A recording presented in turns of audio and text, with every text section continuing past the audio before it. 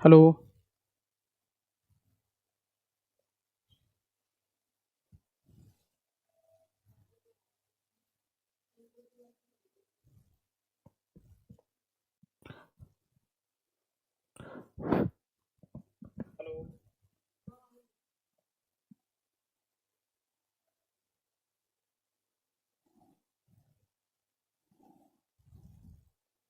ठीक है।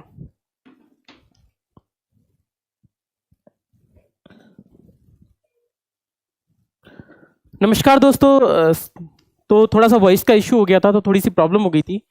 जल्दी से जल्दी लोगों को शेयर कर दो। 113 लोग हैं, तो ज़्यादा से ज़्यादा लोगों को शेयर हो पाए। मेरे ख्याल से आवाज़ आने लगी होगी। हेलो, आपको प्यार भरा नमस्कार, है ना। तो बंसीलाल, रामलाल, श्यामलाल, सब शेयर कर दो जल्दी जल्दी, लोग आ जाएं। 113 वॉचिंग बहुत कम जा रही है आज तो। भाई कल तो आपने बुला लिया था, आज क्या बात हो गई? जल्दी से जल्दी बुलाओ लोगों को, ठीक है भाई। गुड इवनिंग, गुड इवनिंग भाई। मैं भी परेशान हो जाता हूँ यार कि भाई क्या टेक्निकल फॉल्ट हो गया, इसमें आवाज़ नहीं आ रही, है ना। तो good evening, good evening. Clear है साउंड? ओके, धन्यवाद, है ना। मैं तो तोड़ने वाला था, क्या बात होगी।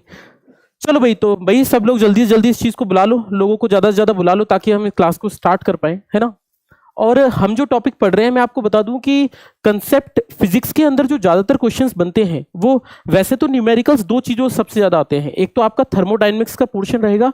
थर्मोडायनेमिक्स में कार्नोट इंजन से न्यूमेरिकल आएगा ही आएगा। कार्नोट इंजन जो है उससे न्यूमेरिकल आएगा। और दूसरा क्वेश्चन जो है ना, वो आपका न्यूटन्स लॉज ऑफ मोशन यानी गति के नियम, या फिर काइनेमेटिक्स जो हम पढ़ा रहे हैं उससे आएगा। तो न्यूमेरिकल्स की संभावना इसके अंदर कम होती है, लेकिन नेवी के अंदर न्यूमेरिकल्स ज्यादा आते हैं। नेवी में पिछले साल तो बहुत सारे न्यूमेरिकल्स आए थे, लेकिन इस बार पता नहीं उन लोगों को क्या हुआ, क्या सूंघ कर आए थे उस दिन, उनका इस बार उन्होंने न्यूमेरिकल्स कम दिए। लेकिन फिर भी हम जब भी प्रिपरेशन करेंगे तो क्वेश्चंस को ज़्यादा से ज़्यादा न्यूमेरिकल्स और थ्योरी दोनों को अच्छे से प्रिपेयर करेंगे, क्योंकि कहीं ना कहीं थ्योरी भी न्यूमेरिकल से जुड़ा होता है। और अगर आप मेरे साथ पढ़ते रहे तो यकीन मानिए आपका न्यूमेरिकल से आपको प्यार हो जाएगा, आपको न्यूमेरिकल्स भी अच्छे लगने लग जाएंगे। थ्योरी का क्वेश्चन तो कोई भी नहीं छूटेगा और न्यूमेरिकल भी नहीं छूटेगा। इस बात की आपको मैं आश्वासन दिलाता हूं कि आपको कभी भी किसी चीज में प्रॉब्लम नहीं होगी। पर ज्यादा से ज्यादा शेयर करो यार, लोगों को बुलाओ। आपकी आज वॉचिंग बहुत कम जा रही है, ठीक है। मैं डाउट्स ले लेता हूं जल्दी से। क्या है, यदि किसी वस्तु द्वारा, चलो डाउट निकल गया, ठीक है। एक सेकंड देना, एक सेकंड देना। हेलो, हाँ सर, आ गई सर, साउंड आ गया अब। हाँ, okay.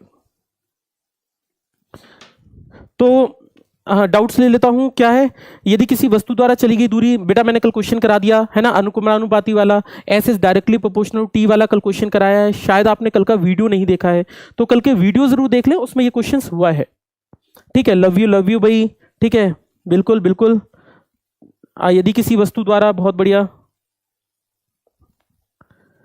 Class 9 is enough, okay. बेटा क्लास 9 की बात कर दूं तो देखो, मैं कभी क्लासेस गिनता तो नहीं हूं, लेकिन हाँ इतना मैं बता सकता हूं कि जितनी भी चीज़ें हैं, एक एक चीज़ जो आपकी एनसीईआरटी बुक में प्रिंटेड है या आप किसी बुक में पढ़ते हैं, उससे अगर आप किसी पर्सनल बुक से पढ़ते हैं, अपनी घर की कोई बुक उठा लाते हैं, तो उसकी इससे भी ज़्यादा मिलेगा आपको मैटर, इतना कह सकता हूं। और किसी भी फैकल्टी से पढ़ लेना, किसी भी प्लेटफॉर्म पर पढ़ लेना और कंपेयर कर लेना नोट्स को, इतना मैं कह रहा हूं। और आपके क्वेश्चंस बनेंगे, इस बात की मैं गारंटी लेता हूं। आप क्वेश्चंस को कीजिए, क्योंकि मेरे जो स्टूडेंट्स हैं वो क्वेश्चन को बहुत आसानी से तोड़ देते हैं, बहुत सारी जगह पे शॉर्ट ट्रिक्स भी लगाते हैं। चलो ठीक है, स्टार्ट करते हैं, क्योंकि टाइम बहुत प्रीसियस होता है। अरे बियर्ड क्लीन कर दिया, हाँ भाई, थोड़ा सा पढ़ाई वढ़ाई का मूड था इसलिए। चलिए, चलो क्वेश्चन स्टार्ट कर रहे हैं। हमने अभी तक बेटा पढ़ा था कि एक्सीलरेशन यानी त्वरण एवरेज होता है v minus u by t two minus t one. आप बोले सर फॉर्मूला तो हमने पढ़ा है v minus u by t. बेटा फॉर्मूला वही है, वास्तविकता में फॉर्मूला होता है delta v upon delta t, पर कुछ लोग इस फॉर्मूले को v minus u by t लिखते हैं। ऐसा इसलिए लिखते हैं क्योंकि इस फॉर्मूले को वो लिख देते हैं v minus u by t two minus t one, और टी वन को वो क्या मान लेते हैं, जीरो मान लेते हैं। वो मानकर चलते हैं कि भैया कोई चीज जीरो से स्टार्ट हुई है, इसलिए वो इस फॉर्मूले को इस प्रकार से लिखते हैं, लेकिन वास्तविकता में फॉर्मूला ये होता है। पहली बात, ठीक है। शेयर करो भाई, शेयर करो। 130 वॉचिंग, जल्दी जल्दी बुलाओ भाई। क्या कर रहे हो यार, क्या इंसानियत इंसानियत दिखाओ, ठीक है। मैराथन क्लास की लिंक सेंड कर दो बेटा, लिंक है इसी पर। दूसरी बात, मैंने आपको यह भी बताया था कि ए जो होता है वो डीवी बाई डी टी के बराबर। सारे नए क्वेश्चंस होंगे तो आप कॉपी पेन साथ में लेकर बैठिएगा, ठीक है ना। भले ही आप पढ़ चुके हैं, लेकिन फिर भी नए क्वेश्चंस होंगे। ए बराबर डीवी बाई डी टी, यानी डीवी बाई डी टी हम पढ़कर आए थे, v बराबर ds बाई dt पढ़ा था, और मैंने ये बोला था कि अगर इसका इंटीग्रेशन करेंगे, v का डिफरेंशिएशन a होता है, a का इंटीग्रेशन v होता है, ये हमने जाना था, और v का इंटीग्रेशन क्या होगा, s होता है, ये हमने जान लिए थे।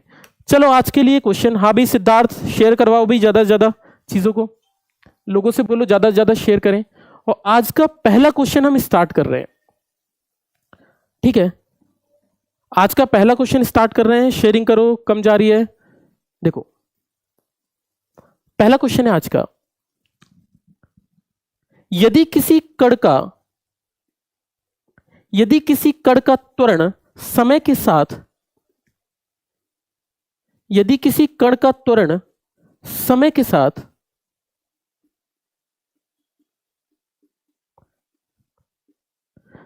साथ a बराबर bt है, a बराबर bt है, जिसके अंदर b कांस्टेंट है और a एक्सेलरेशन है, एक्सेलरेशन मतलब त्वरण है। क्वेश्चन पूछा गया है, इफ यदि प्रारंभिक वेग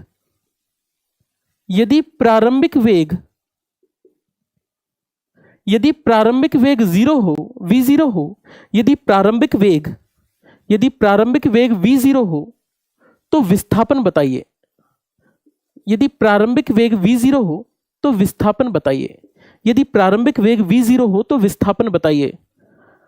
अरे क्या कर रहे हो यार, शेयर ही नहीं कर पाए आप लोग यार, बुलाओ सब लोगों को आप लोग यार।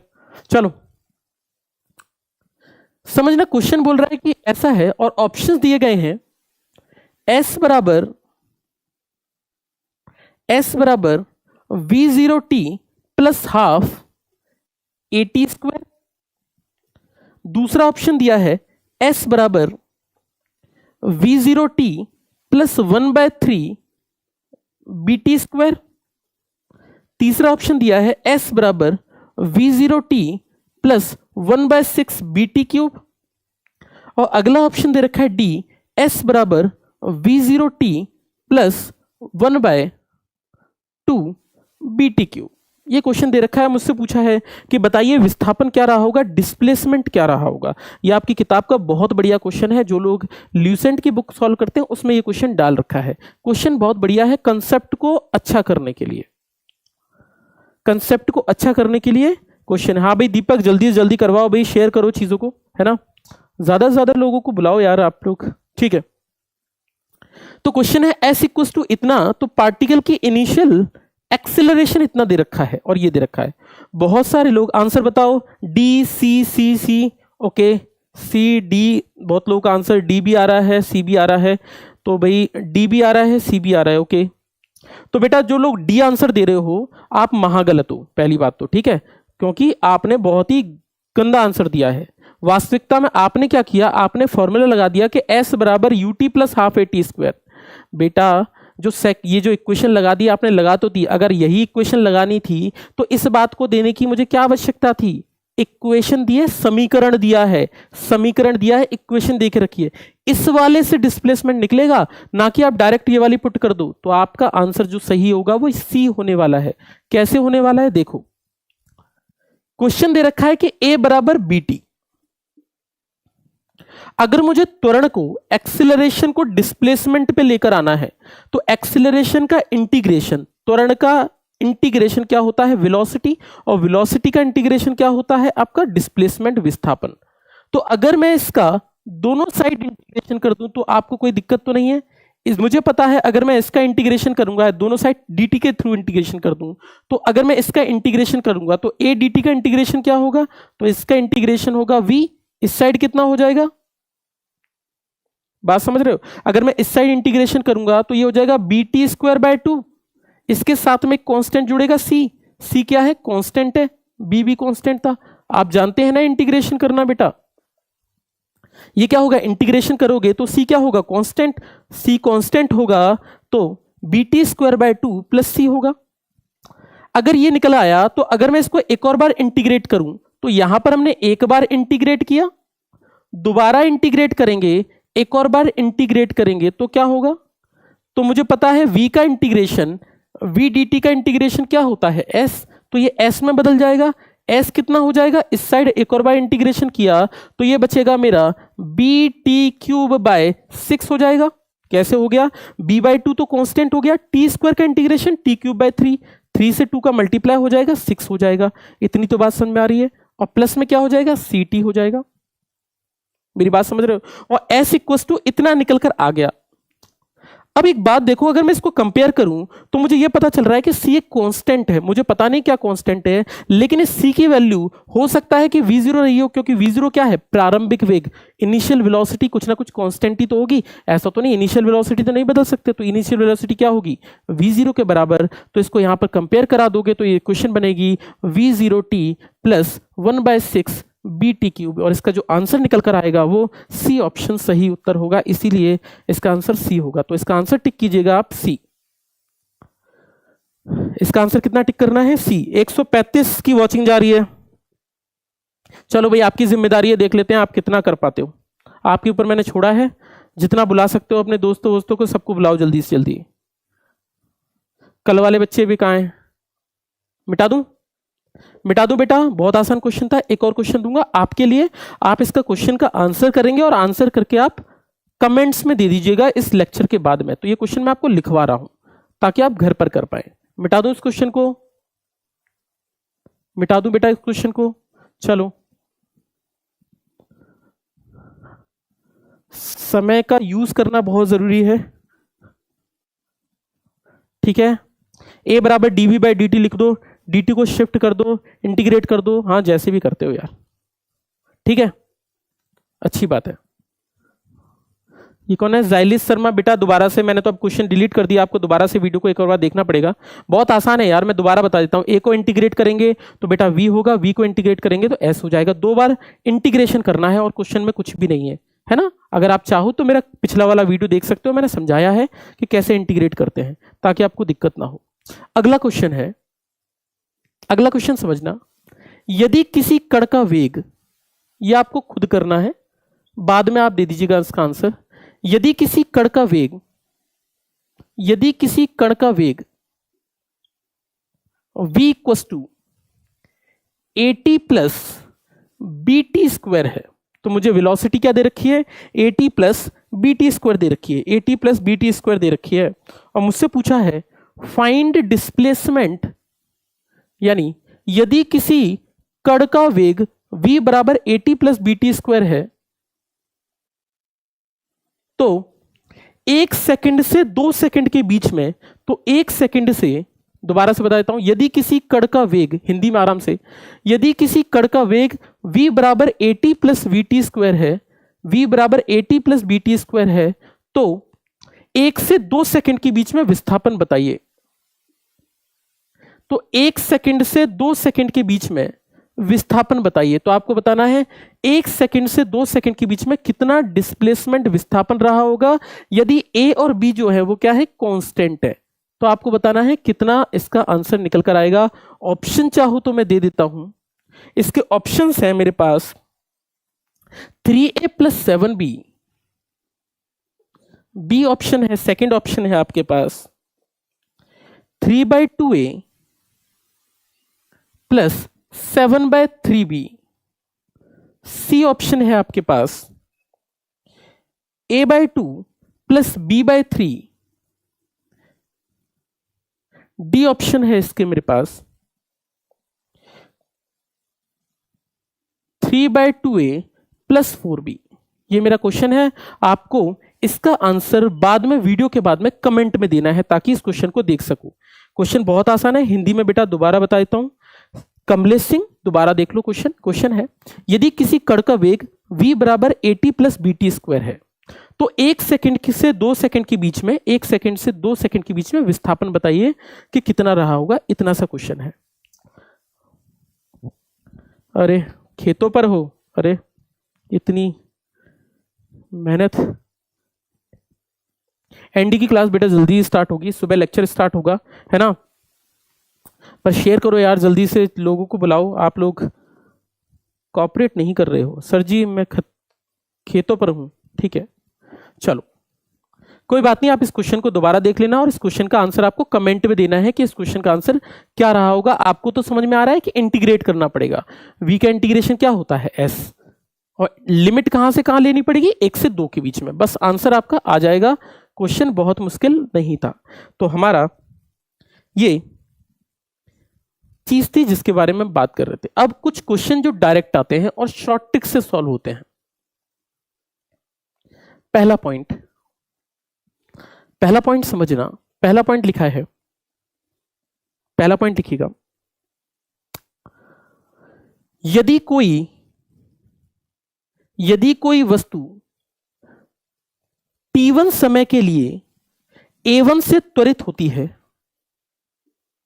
यदि कोई वस्तु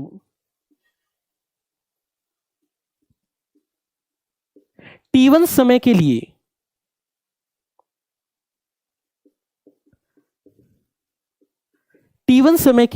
a1 से त्वरित होती है, मतलब पहले कुछ टाइम के लिए, फिक्स टाइम के लिए, मान लो 10 सेकंड के लिए किसी का एक्सेलरेशन कुछ है, कुछ त्वरण है। जैसे मैं मोटरसाइकिल लेकर गया और मोटरसाइकिल का पहले एक्सीलेटर मैंने कुछ कर रखा है, तो एक्सीलेटर कुछ कर रखा है तो आपको एक्सीलरेशन कुछ और मिलेगा, मतलब आपकी गाड़ी स्पीड पकड़ रही होगी। फिर मैंने एकदम से एक्सीलरेशन बढ़ा दिया तो फिर आपका एक्सीलरेशन बदल जाएगा अगले कुछ समय के लिए। क्वेश्चन यही है, मतलब पॉइंट यही है कि यदि किसी वस्तु का त्वरण t1 समय के लिए a1 है और अगले t2 समय के लिए और अगले t2 समय के लिए और अगले t2 समय के लिए a2 है। जैसे मैंने कहा पहले मेरा 10 सेकंड के लिए एक्सेलरेशन मैंने कहा 5 मीटर पर सेकंड स्क्वायर है, फिर अगले 20 सेकंड के लिए मैंने एक्सेलरेशन बोल दिया कि 7 मीटर पर सेकंड स्क्वायर है। अब क्वेश्चन पूछा गया कि तो औसत त्वरण कितना रहा होगा, तो एवरेज भी तो पता होना चाहिए।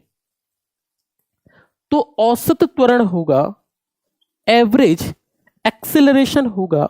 आपको ऐसा अगर कोई क्वेश्चन देखने को मिलता है तो आप ऐसा क्वेश्चन डायरेक्टली सॉल्व कर सकते हो शॉर्ट ट्रिक से। तो अगर किसी ने बोला है कि कोई वस्तु पहले उसका एक्सेलरेशन कुछ है, बाद में उसका एक्सेलरेशन कुछ है, पहले उसका त्वरण t1 समय के लिए कुछ है और t2 समय के लिए कुछ है, पहले 50 मीटर पर सेकंड स्क्वायर था 10 सेकंड के लिए, फिर है आपका 70 मीटर पर सेकंड स्क्वायर फिर 15 सेकंड के लिए। तो बताइए औसत त्वरण क्या रहा होगा।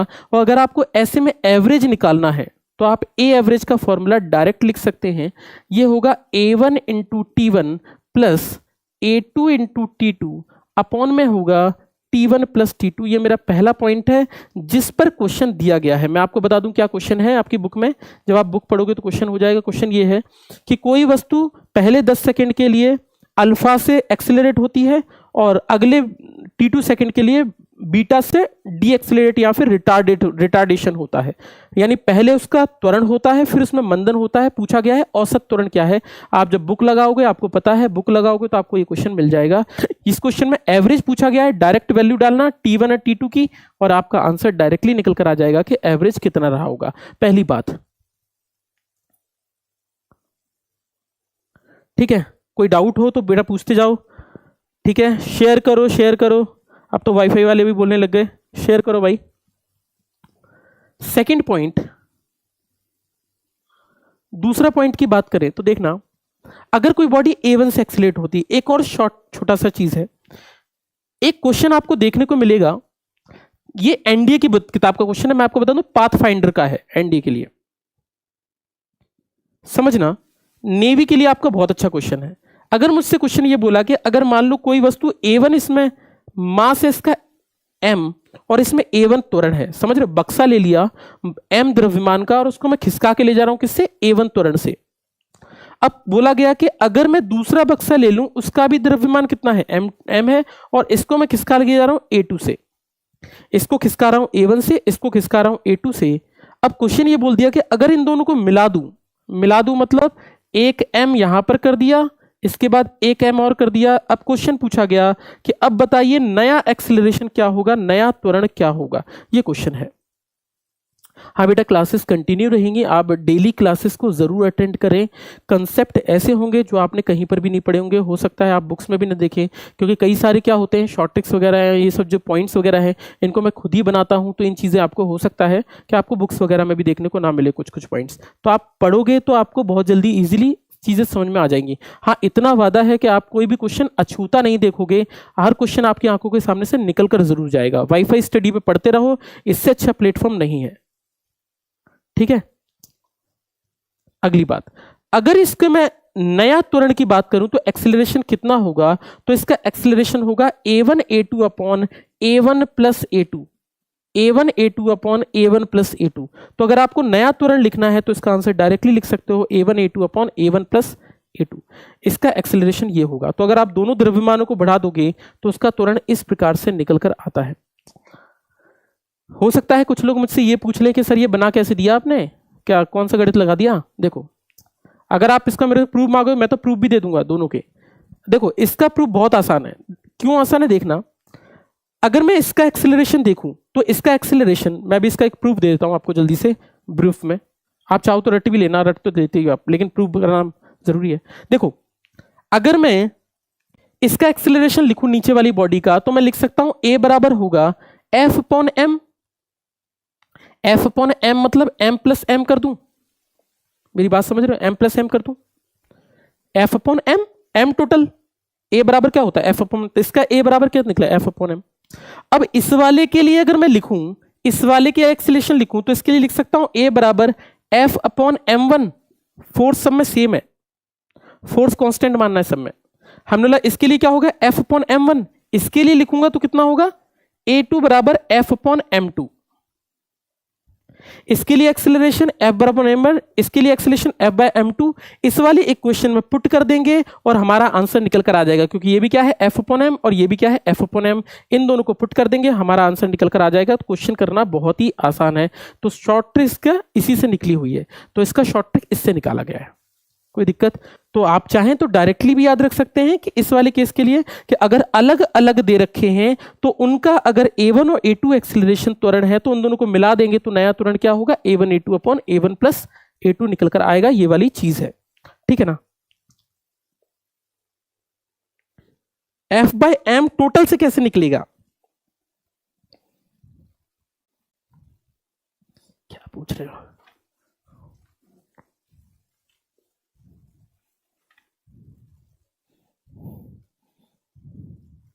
ठीक है, हाँ बोलो भाई, क्या पूछ रहे हैं? आनंद हो, मास सेम, हाँ बेटा मास मैंने सेम माना हुआ है, ठीक है ना।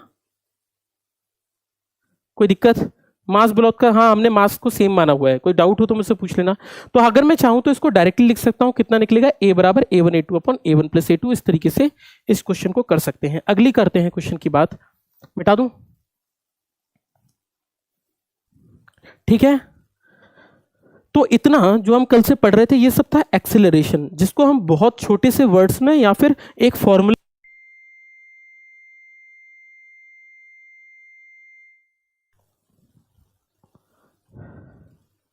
जिसको हम एक छोटे से फॉर्मूले में पढ़कर चले जाते हैं कि A बराबर V minus u by T. वास्तविकता में ये इतना छोटा नहीं है। अगर आप पढ़ोगे तो एक्सेलरेशन एक बहुत अच्छा टॉपिक है जिससे क्वेश्चन बनता है। तो क्वेश्चन बनता है तो आपके इस क्वेश्चन से अच्छे अच्छे टॉपिक्स बनाए जा सकते हैं। तो क्वेश्चंस को करने के लिए आप कोशिश करिए कि ज़्यादा से ज़्यादा चीज़ों को बना पाओ, ठीक है। गुरुजी रिपीट कर देता हूँ, ठीक है। देखो, पहला ये था कि अगर मैंने मोटरसाइकिल लेकर जा रहा हूं और मैंने कहा पहले T1 समय के लिए, कुछ टाइम T1 के लिए, मान लो 10 सेकंड के लिए, मैंने कहा मेरा एक्सीलरेशन 5 है। 10 सेकंड के लिए त्वरण कितना है 5। मैंने कहा अगले अगले 20 सेकंड के लिए मेरा तुरंत 7 है और मुझसे पूछा गया एवरेज कितना होगा। तो अगर आपका अलग अलग एक्सेलरेशन है तो उसका एवरेज निकलेगा एवरेज बराबर A1 into T1 plus A2 into T2 upon में T1 T2। ये क्वेश्चन भी आपकी बुकलेट में दे रखा है। बुक में क्या क्वेश्चन है मैं आपको बता दूं। बुक में ये क्वेश्चन है कि पहले कोई T समय के लिए कोई बॉडी अल्फा से एक्सेलरेट होती है, फिर रिटार्डेशन होता है इसमें बीटा से, और फिर लिखा हुआ है कि एवरेज निकालना है। ऐसा एक क्वेश्चन आपकी किताब में है, इसलिए कराया। दूसरे वाले क्वेश्चन में क्या था, ये कह रहा हूं कि अगर अलग अलग बॉडी का एक्सेलरेशन कुछ है तो इन दोनों को बॉडी को मिला देंगे तो नया एक्सेलरेशन क्या होगा, नया त्वरण क्या होगा। तो उसके लिए होगा A1 A2 upon A1 plus A2। इस तरीके से हमारे पास दो चीजें हैं, ठीक है ना। सर जी यूनिफॉर्म डिफरेंट है, सर जी एक्सेलरेशन डिफरेंट है, तो सर फोर्स भी तो डिफरेंट होना चाहिए। ऐसे कैसे जी बेटा,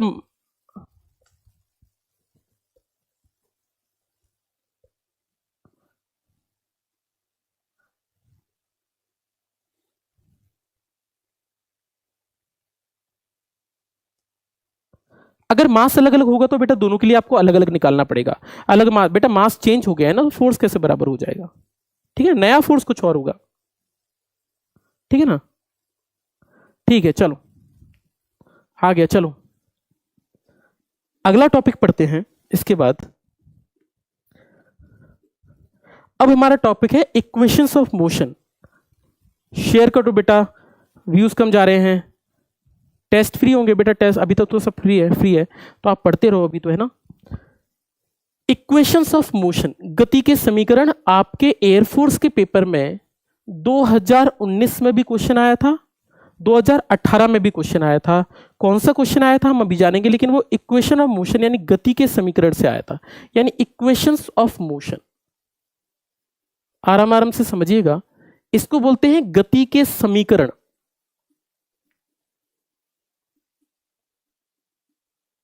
किसने दिया है? गैलीलियो ने दिया है। इक्वेशंस ऑफ मोशन, गति के समीकरण क्या है? तो आपको शायद पता होगा, ज्यादा टाइम वेस्ट नहीं करते हुए। v बराबर u plus a t, s बराबर u t plus half a t square, v square minus you square बराबर 2as। ये तीन इक्वेशंस है मेरे पास, ठीक है। ग्राफ बता दो। ग्राफ कल हमारा होगा मोशन अंडर ग्रेविटी, परसों होगा ग्राफ।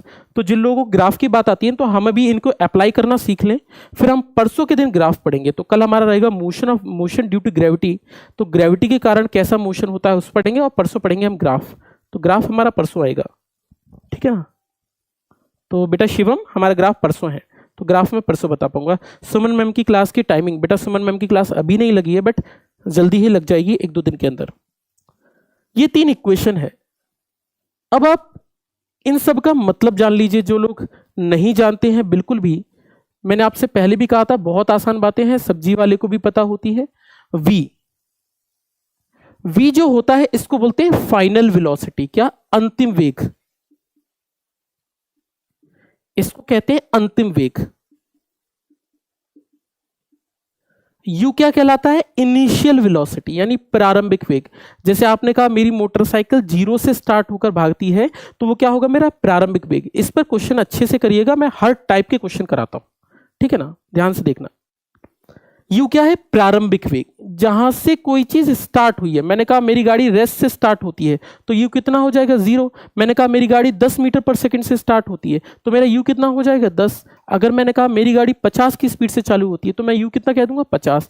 जहां से गाड़ी स्टार्ट हुई है वो है u, जहां पर खत्म हुई है वो है v। प्रारंभिक वेग हुआ v। s क्या है?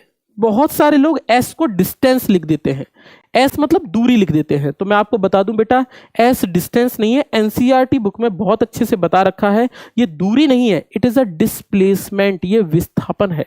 तो s क्या होता है? डिस्प्लेसमेंट होता है, ना कि डिस्टेंस होता है। क्या होता है? डिस्प्लेसमेंट यानी विस्थापन।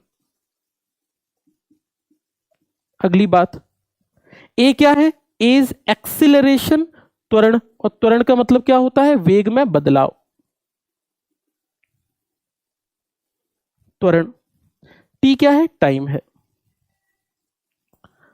अब बिल्कुल ही कमजोर बच्चों के लिए एक चीज बात, कुछ लोग ये बोलेंगे कि बेटा सर एक बात बताओ, हमारे पास जब एक बहुत बढ़िया फॉर्मूला था, कौन सा फॉर्मूला? आप बोलेंगे सर जब हमारे पास फॉर्मूला था डिस्टेंस बराबर स्पीड इनटू टाइम, जो अभी तक हमने 9th क्लास तक पढ़ा था, क्या नाम था? दूरी बराबर चाल गुणा समय। तो सर ये बताओ, जब हमारे पास इतना अच्छा फॉर्मूला है, s बराबर डिस्टेंस बराबर स्पीड इनटू टाइम, दूरी बराबर चाल गुणा समय, तो ये फॉर्मूला s बराबर u t plus half a t square, इतना गंदा फॉर्मूला लिखने की क्या आवश्यकता है? इतना गंदा फॉर्मूला क्यों बना दिया जब हमारे पास ये है? और बहुत सारे लोग तो यही नहीं समझते हैं कि कौन सा फॉर्मूला कब लगा दें। मैं यकीन दिला रहा हूं आपको, 50% बच्चों को ये नहीं समझ में आता कि मैं ये फॉर्मूला कब लगा दूं और ये फॉर्मूला कब लगा दूं, ये फॉर्मूला कब लगा दूं। तो ये फॉर्मूले ही नहीं समझ पाते हैं। ध्यान से देखना, हम इस फॉर्मूले से इस फॉर्मूले में आए क्यों। 9 तक हम ये चीज पढ़ते थे, 9 तक हम ये चीज पढ़ते थे कि मेरी गाड़ी की स्पीड 50 मीटर पर सेकेंड है और वो 50 मीटर पर सेकेंड है, उसे 5 घंटे लगते हैं। तो बताइए दूरी कितनी रही होगी? तो दूरी बराबर क्या करते थे? 50 मीटर पर सेकेंड इंटू में टाइम डाल देते थे, 2 घंटा मतलब सेकेंड्स में डाल देते थे। अब क्वेश्चन में ये नहीं बोला गया, अब क्वेश्चन थोड़े बदल गए हैं। अब क्वेश्चन क्या हो गए हैं कि मेरी गाड़ी 0 से स्टार्ट होती है, रेस्ट से स्टार्ट होती है, 5 मीटर पर सेकेंड स्क्वायर के त्वरण से जाती है, तो कितने पे पहुंचेगी? जब कोई वस्तु में जब किसी वस्तु में त्वरण नहीं होता है, एक्सेलरेशन नहीं होता है, वेलोसिटी कांस्टेंट होती है। ये फॉर्मूले तब लगते हैं जब वेलोसिटी v कांस्टेंट होता है। v कांस्टेंट होगा और a कितना होगा, 0 होगा। नहीं, अब ये क्वेश्चन कराऊंगा, इसी पे ध्यान रखिएगा। तो मैंने कहा a बराबर 0 होगा, v कांस्टेंट होगा, a बराबर 0 होगा। देखो इस वाले फॉर्मूले में अगर a 0 पुट कर दोगे, यहां पर अगर a 0 पुट कर दोगे, कांस्टेंट वेलोसिटी कर दोगे, यूनिफॉर्म वेलोसिटी कर दोगे, एक समान वेग कर दोगे, तो इसका फॉर्मूला बनेगा s बराबर ut, यानी डिस्टेंस बराबर स्पीड इनटू टाइम। यही तो फॉर्मूला हो गया। तो वास्तविकता में ये फॉर्मूला आया कहां से, इसी इक्वेशन तो आया है। तो इक्वेशंस, दूरी, समय, चाल, इन सबको निकालने के लिए बस यही इक्वेशन है, इनके अलावा हमारे पास कोई इक्वेशन नहीं है। ये तब लगेगा जब एक समान वेग से कोई चीज जारी होगी, ये तब लगेगा जब आपकी वेलोसिटी, जब आपके वेग में डिफरेंस हो रहा होगा, वेग बदल रहा होगा, तब ये वाले फॉर्मूले लगते हैं। और हमारी क्लास में, 11वीं क्लास में इन्हीं चीजों का प्रयोग होगा, इसीलिए हम इन चीजों को यूज लेकर चलेंगे। ठीक है, हाँ बेटा निरंजन टेंशन मत लो यार, पाथ फाइंडर के ले लो भाई, बेस्ट रहेगा बुक्स। अरे बुक्स तो सभी बेस्ट है ना। मैं बुक्स पे मैटर नहीं करता, मैं आपको बोलता हूँ कि भाई बुक्स की आवश्यकता ही नहीं है।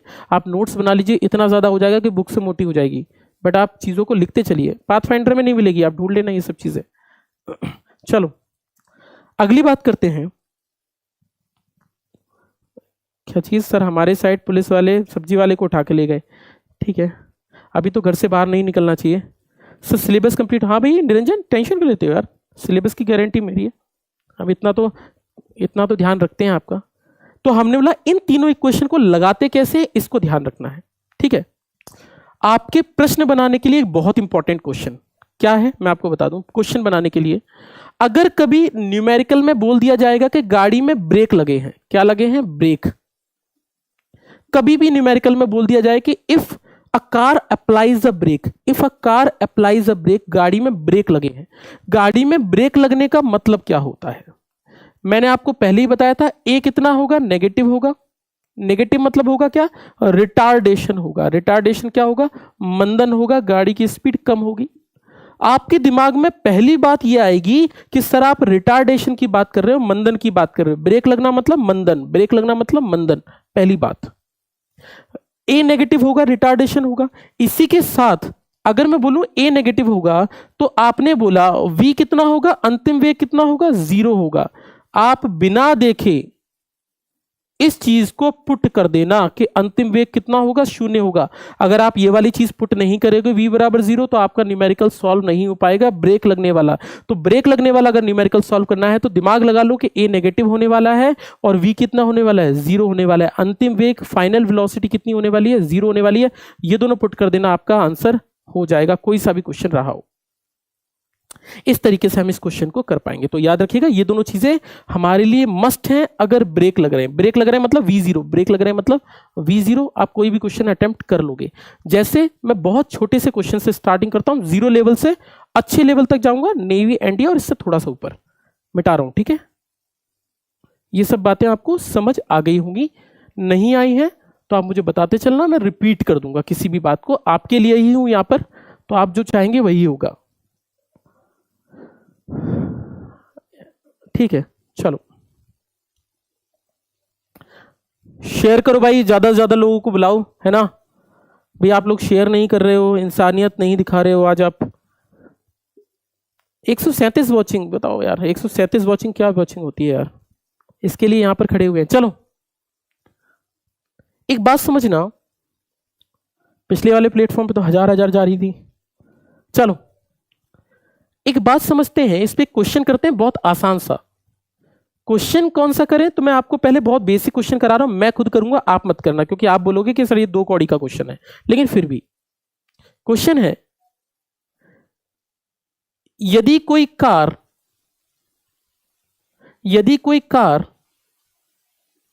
विराम अवस्था से चलकर, यदि कोई कार विराम अवस्था से चलकर, स्टार्ट्स फ्रॉम रेस्ट, विराम अवस्था से चलकर, यदि कोई कार विराम अवस्था से चलकर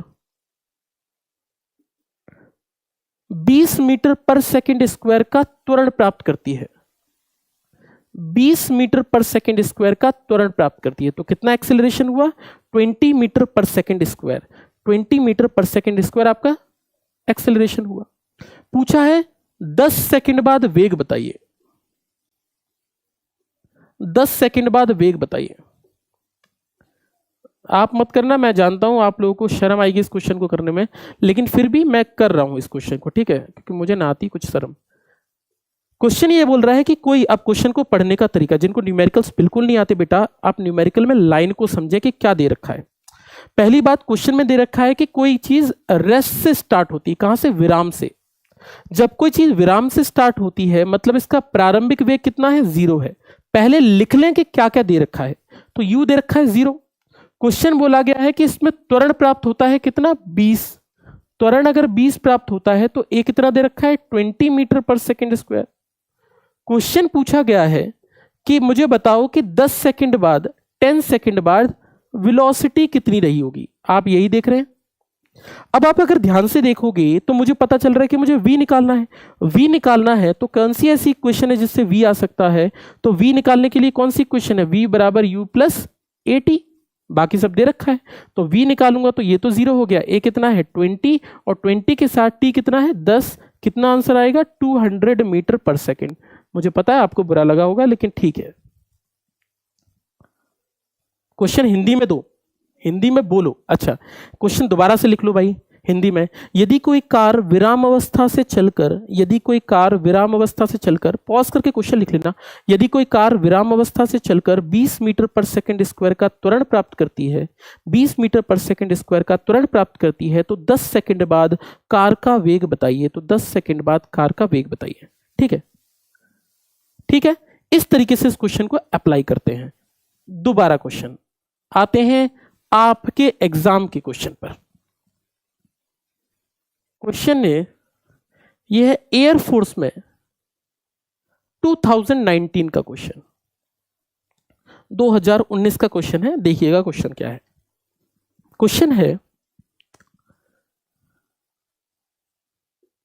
यदि किसी कार का वेग, यदि किसी कार का वेग 50 किलोमीटर पर आवर है, यदि किसी कार का वेग 50 किलोमीटर पर आवर है, तो ब्रेक लगाने पर, तो ब्रेक लगाने पर 6 मीटर पर रुकती है। तो ब्रेक लगाने पर 6 मीटर पर रुकती है। तो ब्रेक लगाने पर 6 मीटर पर रुकती है।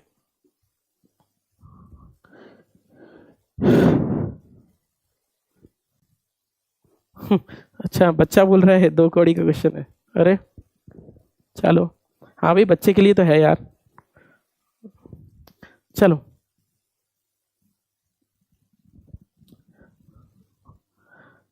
यदि कोई कार 50 किलोमीटर पर आवर से चल रही है तो 6 मीटर पर रुकती है। ब्रेक लगाने पर 6 मीटर पर रुकती है। यदि कोई कार 50 किलोमीटर पर आवर पर चल रही है तो ब्रेक लगाने पर 6 मीटर पर रुकती है। यदि यह 100 किलोमीटर पर आवर पर होती, यदि यह 100 किलोमीटर पर आवर पर होती, यदि यह 100 किलोमीटर पर आवर पर होती तो कितना दूर जाकर रुकती? यदि यह 100 किलोमीटर पर आवर पर होती तो कितना दूर जाकर रुकती? बहुत ही सस्ता क्वेश्चन। तो सस्ता क्वेश्चन यह है कि अगर 50 किलोमीटर पर आवर पर चल रही है तो 6 मीटर पर रुकी ब्रेक लगाने पर। 100 पर चल रही होती तो कितना दूर जाकर रुकती? सिंपल सी बात। तो 100 पर चल रही होती तो कितना दूर जाकर रुकती? ये मेरा क्वेश्चन है। आंसर बता दो जल्दी से। मेरे को नहीं लगता आपको टाइम लगेगा, मैं तो डायरेक्टली बोल दूं क्या क्वेश्चन है। ठीक है शैलेश बेटा, आएगा आएगा, टेंशन मत लो। गुरुदेव, नेवी की क्लास कब आएगी? बेटा नेवी की क्लास, सबकी क्लास चल रही है यार, नेवी एयरफोर्स की क्लास है। ठीक है, ठीक है बेटा। अनिल, आप अगर चाहो तो आप नीट तक का एग्जाम निकाल सकते हो। रही बात सिलेक्शन की, तो मैं कह रहा हूं कि आप नीट के एग्जाम निकाल सकते हो। नीट की बुक उठा लेना, आप पे 85% क्वेश्चन सॉल्व हो जाएंगे। चलो, 24 किलोमीटर, सभी का आंसर आ गया। 24 किलोमीटर, अरे खतरनाक। 24 किलोमीटर, 24 किलोमीटर। गौरव चौधरी 24 किलोमीटर, अरे 24 किलोमीटर, 24 बेटा 24 वाले यूनिट भी तो लिख दो साथ में, फिजिक्स है, फिजिक्स में यूनिट के बिना कैसे काम चलेगा। चलो, बात समझना। ये कह रहा है कि 50 किलोमीटर पर आवर से चल रही है। मेरी बात समझना, ये कह रहा है कि अगर यू 50 किलोमीटर पर आवर है, 50 किलोमीटर पर आवर है, दोनों का एक्सीलरेशन सेम माना गया है, ठीक है, ए सेम है, दोनों का ए सेम है। तो अगर यू 50 है तो ये कह रहा है ब्रेक लगाने पर कितना रुकता है, 6 मीटर पे। बेटा मैंने आपसे पहले भी कहा था ब्रेक लगाने का मतलब होता है u बराबर 0 होना, सॉरी ब्रेक लगाने का मतलब होता है v बराबर 0 होना। अब क्वेश्चन कह रहा है कि v 0 है तो मेरे को इक्वेशन कौन सी लगाऊं, s पता है, u पता है, v 0 है, तो मेरे पास v, u और s के साथ तीसरी इक्वेशन है। 95% क्वेश्चन फिजिक्स में, 95% क्वेश्चन फिजिक्स में ब्रेक लगने पर तीसरी इक्वेशन का ही प्रयोग होता है। क्यों होता है, क्योंकि v 0 हो जाता है तो इक्वेशन बहुत छोटी हो जाती है, इसलिए हम तीसरी इक्वेशन का यूज करते हैं। अगर आप ये निकालोगे तो ये बनेगा v square minus you square बराबर 2as, ये इक्वेशन बनेगी। यहां से v पुट करोगे तो v पुट करोगे यहां पर 50 kilometre per hour, 50 kilometre per hour, बेटा ये किलोमीटर पर आवर है तो इसको मीटर पर सेकंड में चेंज करना पड़ेगा, बिना उसके तो नहीं लिख सकते, क्योंकि किलोमीटर पर आवर है तो उसको पुट तो नहीं कर सकते। तो आप 50 किलोमीटर पर आवर को बेटा अगर मुझे मीटर पर सेकंड में चेंज करना है तो कितने का मल्टीप्लाई होता है, 5/18/5 का मल्टीप्लाई होता है ना, ठीक है। तो अगर मैं इसको मल्टीप्लाई कर दूं तो देखो, तो मैंने बोला 50 किलोमीटर पर आवर, आप चाहो तो ऐसे भी कर सकते हो, किलोमीटर को मीटर में चेंज करोगे तो कैसे बनी है इक्वेशन मैं आपको बता दूं। 50 को अगर किलोमीटर को चेंज करोगे तो ऊपर मल्टीप्लाई हो गया, किलोमीटर का मीटर मतलब 1000, नीचे की तरफ मल्टीप्लाई करोगे तो नीचे की तरफ मल्टीप्लाई हो जाएगा आवर मतलब 60 इंटू 60, और इनको सॉल्व करोगे तो 2 0 से 2 0 कैंसिल आउट हो जाएंगे, इसकी वैल्यू निकल कर आएगी 5/18, इसकी इक्वेशन निकल कर आएगी। बस बहुत ही सिंपल सी बात है। तो याद रख लीजिए कैसे इक्वेशन कन्वर्ट हुई है, तो अब 50 किलोमीटर पर आवर को मिनट में चेंज करोगे, ये हो जाएगा 5/18, 5/18 का मल्टीप्लाई करोगे ये हो जाएगा ठीक है, माइनस यू स्क्वायर, v तो 0 है, आपने बराबर क्या होगा 2 इंटू ए हमें पता नहीं है, s कितना है, s निकल कर आया 6 मीटर, इस तरीके से निकला। आप यहां से क्या करोगे, a निकाल दोगे, यहां से a निकाल दोगे, यहां से a निकालने के बाद बेटा फिर आप दोबारा से बोलोगे कि अब अगर 100 है, अगर अब 100 है तो बताओ कितनी दूर जाकर रुकेगी। तो आप दोबारा से इक्वेशन लगाओगे, सेकंड पार्ट में दोबारा से इक्वेशन लगाओगे, कितनी इक्वेशन लगाओगे, तो आप इक्वेशन लगाओगे दोबारा से v square minus you square बराबर 2as। अब की बार बोला है कि अब की बार है मेरा 100, तो आप इसकी जगह 100 रखोगे, फिर से v 0 हो गया माइनस इसके आगे 100 मतलब 100, इसको भी मल्टीप्लाई करोगे 5/18 के साथ, इसका स्क्वायर करोगे 2 इंटू यहां से a लेकर आओगे, जो भी निकल कर आया a, और यहां पर s रखोगे और यहां से s निकाल लोगे। आप इस तरीके से इस क्वेश्चन को अटेम्प्ट कर पाओगे। मैं आपको बता दूं आप लोगों ने आंसर निकाला है, सही निकाला है, कोई दिक्कत नहीं है 24, लेकिन इस तरीके से क्वेश्चन किया गया है। तो बहुत सारे लोग तो क्वेश्चन को ऐसे ही करते हैं। अब करते हैं मेंटोस जिंदगी क्या है, तो हम मेंटोस जिंदगी पे चलते हैं, थोड़ा सा अलग सोचते हैं। एक बात समझाना बेटा, ब्रेक लग रहे हैं गाड़ी में, दोनों जगह ब्रेक लग रहे हैं, शॉर्ट कैसे कर सकते हैं, इस क्वेश्चन को शॉर्ट कैसे कर सकते हैं, शॉर्ट ऐसे कर सकते हैं, एक बात समझना, दोनों जगह बेटा ब्रेक लग रहे हैं, ब्रेक लग रहे हैं इसका मतलब ये तो बहुत बड़ा तरीका है, इतना एयरफोर्स में नहीं लगा सकते। हमें पता है अगर ब्रेक लग रहे हैं इसका मतलब v square minus you square बराबर क्या है 2as। ब्रेक लग रहे हैं मतलब v तो 0, ये 0 है, सीधे से इक्वेशन तो यही बनी, दोनों जगह इक्वेशन तो सेम है ना, v square minus you square बराबर 2as, v तो दोनों जगह 0 है, ये इक्वेशन बनी। अगर आपसे ये कहा जाए कि सर प्रेशर इतना है तो टेम्परेचर इतना होगा, प्रेशर इतना हो जाएगा तो टेम्परेचर कितना हो जाएगा, P इतना है तो T इतना है, P इतना हो जाएगा तो T कितना हो जाएगा, तो आप डायरेक्ट इक्वेशन लगा देते हो कि sir P is directly proportional to T, P1/P2 equals to T1/T2। जितने भी फिजिक्स में आप कंपैरिजन के सवाल देखोगे, कंपैरिजन मतलब ये वाली चीज इतनी है तो ये इतना है, ये इतना है तो ये इतना है, तो अपना दिमाग मत चलाना, सीधे सीधे डायरेक्टली प्रोपोर्शनल या इनवर्सली प्रोपोर्शनल बनाना। जब भी कंपैरिजन का सवाल आता है तो हमेशा हमेशा आपको कंपेयर करना है, और कंपेयर करना है बेटा तो आपने बोला कि S इतना है, मिटा रहा हूं थोड़ा सा, आपने बोला कि कंपेयर करना है किसके बीच में, आपने बोला U सर 50 है तो S कितना है, और U अगर 100 है तो S कितना है, यही चीज है। U अगर 50 है तो S इतना है, U अगर इतना है 100 है तो s कितना है, कंपैरिजन है। तो u और s के बीच में निशान बनाना है। अगर मुझे u और s के बीच में निशान बनाना है तो बेटा मैं लिख सकता हूं u is directly proportional to s। बताओ कोई दिक्कत हो? हाँ हिमांशु कर दिया आपने, पवन बहुत बढ़िया बहुत बढ़िया बहुत बढ़िया। बेटा v1 by V two equal to s1 by s2। बेटा पवन ये मत करो यार, ऐसी गलती मत करो यार, है ना, ये आप गलत कर रहे हो, ऐसी गलती मत करो। u1 by u2 equal to s1 by s2 मत कर दो यार।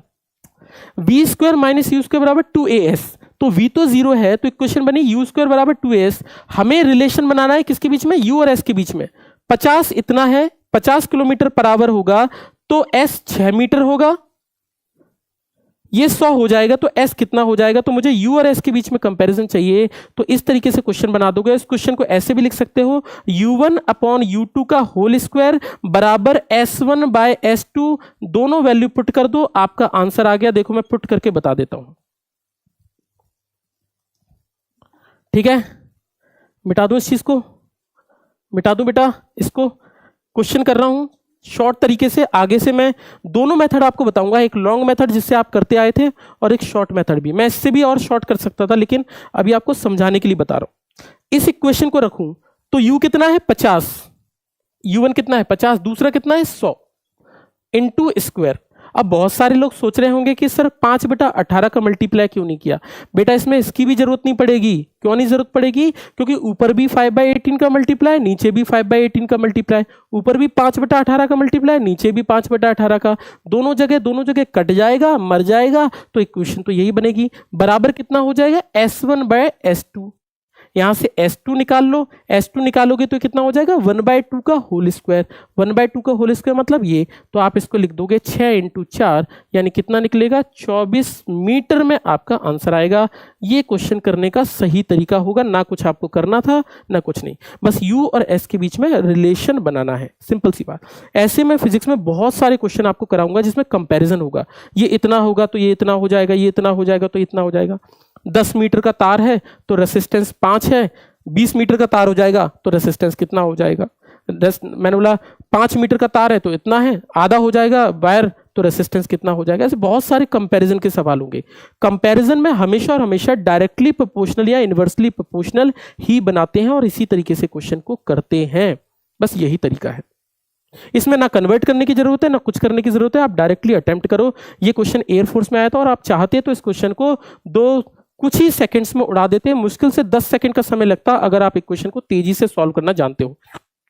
डायरेक्टली ये वाला स्टेप लिखते अगर आप में थोड़ा दिमाग होता और डायरेक्टली आप आंसर निकालते तो आपको ज्यादा टाइम नहीं लगता। इस तरीके से हम इस क्वेश्चन को अटेम्प्ट कर सकते हैं। देखो मैं क्वेश्चन को अभी धीरे धीरे लेवल अप कर रहा हूं। पहला क्वेश्चन बहुत ईजी था, दूसरा क्वेश्चन थोड़ा सा लेवल का है। अब हम चलते हैं और अच्छे लेवल पर, नेवी के लेवल पर, ठीक है।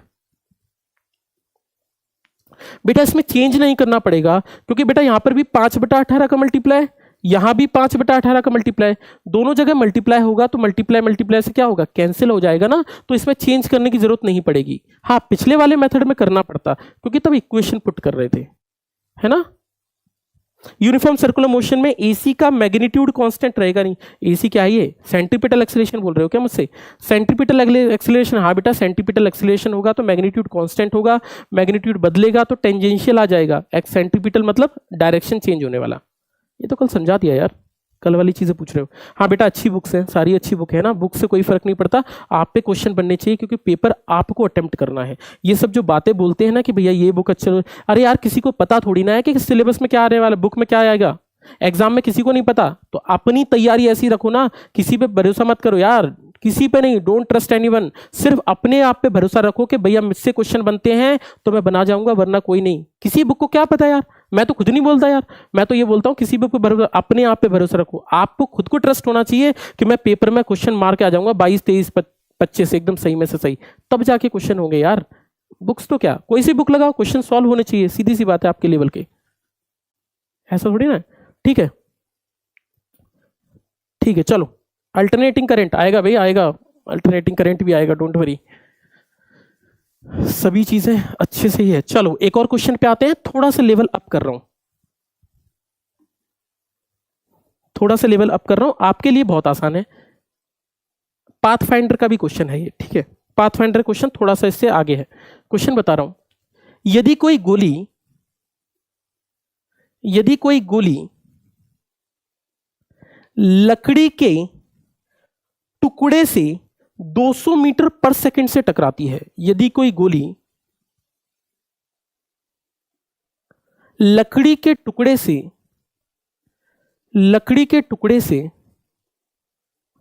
200 मीटर पर सेकंड से टकराती है, तो लकड़ी के टुकड़े से टकराई 200 मीटर पर सेकंड से, तो भैया गोली का इनिशियल वेलोसिटी कितनी है 200, और लकड़ी से टकराकर अंदर से बाहर निकली लकड़ी के टुकड़े से आर पार, तो लकड़ी के टुकड़े से टकराती है 200 मीटर पर सेकंड से और उससे बाहर 100 मीटर पर सेकंड से निकलती है, और उससे बाहर 100 मीटर पर सेकंड से निकलती है। आप मेरा फील कर पा रहे हो क्वेश्चन देखो, समझो, फील करो। एक लकड़ी का टुकड़ा है, उससे गोली टकराई 100 से 200 से, और बाहर कितने से निकली 100 से। क्वेश्चन ये है 100 मीटर पर सेकंड से।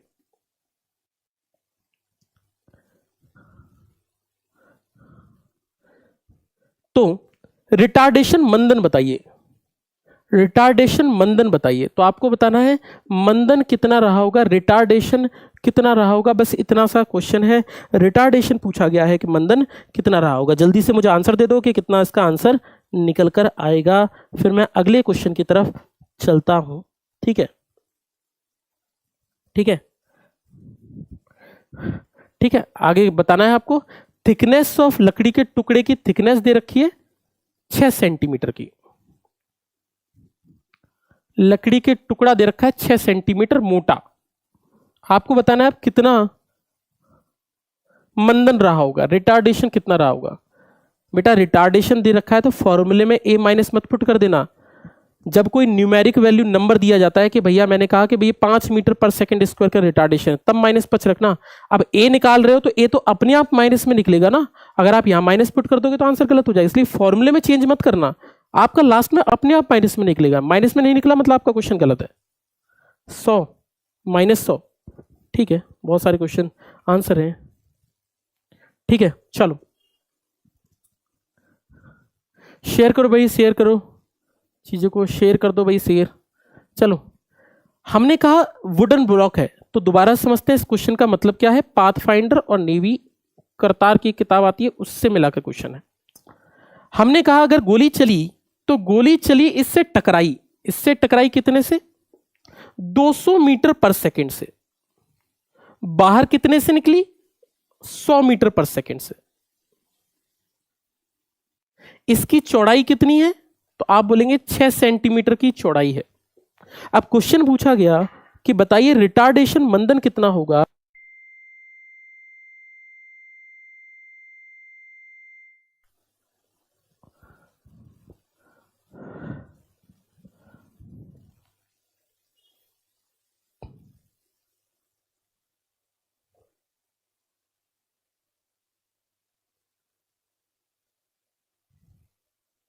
ठीक है, चलो तो अगर मैं मंदन निकालना चाहता हूं कितना होगा, तो मुझे पता है ब्रेक लग रहा है, ब्रेक लग रहा है। रिटार्डेशन मैंने आपको कहा था 95% क्वेश्चन में अगर आप थर्ड इक्वेशन लगा दोगे तब सही होगा, तो बिना देखे कोई दिक्कत ही नहीं है। आप चाहो तो थर्ड इक्वेशन लगा सकते हो, क्योंकि ए निकालना है। इक्वेशन है V square minus you square बराबर 2as, क्योंकि रुक तो नहीं रही है, लास्ट क्या है 100 है, एंटर कितनी है इतनी है। तो अगर मैं इस इक्वेशन को पुट कर दूं तो वी है मेरा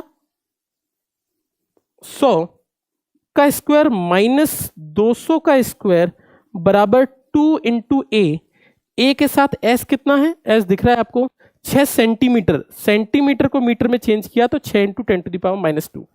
बेटा थिकनेस दे रखी है, थिकनेस दे रखी है 6 सेंटीमीटर, इसका मतलब होता है 6 into 10 raise to the power minus 2 metre. तो इसको मीटर में पुट कर देना और यहां से ए निकाल देना, बस आपका यही क्वेश्चन था। आप यहां से ए कैलकुलेट कर दीजिए, बस इतना सा क्वेश्चन था। ठीक है, क्वेश्चन में कोई दिक्कत, माइनस 250 मीटर पर सेकंड स्क्वायर। ओके, और किसी का कोई आंसर?